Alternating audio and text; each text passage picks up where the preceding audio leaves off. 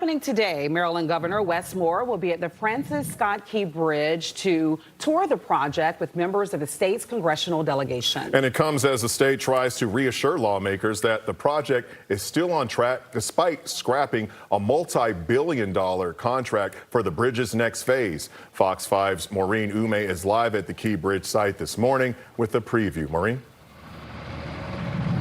That's right. So this tour is going to give federal lawmakers a chance to see the progress being made on the bridge so far. Let me step aside. You can see there has been progress made. The wreckage has been removed. That was done months ago. And now you see the work underway to shore it up before the actual bridge construction begins. Now, again, Governor Moore doing this tour, trying to reassure these lawmakers that the Key Bridge rebuild remains on track despite a major contract setback. So later this morning, the governor will lead a boat tour of the rebuild site for members of Maryland's congressional delegation. The visit comes just weeks after the state made the surprising decision to cancel Kiewit Infrastructure's contract for the project's second phase. State leaders say the company's proposed price tag and construction timeline were much higher than expected, prompting the Maryland Transportation Authority to start a new procurement process. The setback has raised questions about whether the project can in fact stay on schedule, with estimated costs growing from about $1.8 billion to more than $5 billion, and the expected completion date moving from 2028 to late 2030.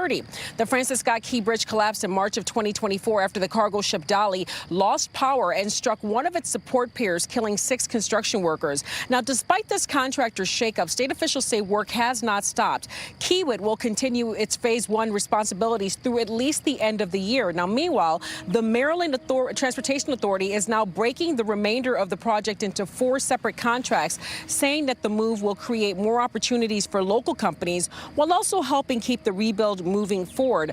Back here now live, the contracts will be awarded sometime later this fall, so we'll have to see who ends up with those contracts. But in the meantime, the tour is getting underway at 9 this morning. We'll, of course, be following the governor and the lawmakers and hopefully talk to them about what they expect to see from this tour and then what happens next as these new contracts are awarded. We'll bring you, of course, the latest as we get it. Back to you in the meantime. Thank you, Maureen.